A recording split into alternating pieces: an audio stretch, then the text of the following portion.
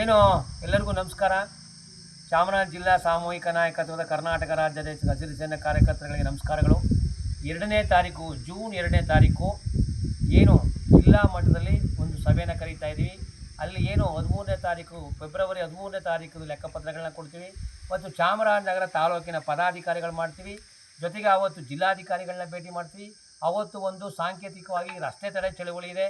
ಹಾಗಾಗಿ ಎಲ್ಲ ಕಾರ್ಯಕ್ರಮವು ಜೂನ್ 2ನೇ ತಾರೀಕು ಮಂಗಳವಾರ 10 ಗಂಟೆಗೆ ಪ್ರಾರಂಭವಾಗೋದ್ರಿಂದ ತಾವೆಲ್ಲರೂ ಹೆಚ್ಚಿನ ಸಂಖ್ಯೆಗೆ ಇಡೀ 5 ತಾಲೂಕಿನ ಪದಾಧಿಕಾರಿಗಳು ಕಾರ್ಯಕರ್ತರು ಚಾಮರಾಜನಗರ ಜಿಲ್ಲೆಯ ಪ್ರವಾಸಿ ಮಂದಿರಕ್ಕೆ ತಾವೆಲ್ಲರೂ ಬನ್ನಿ.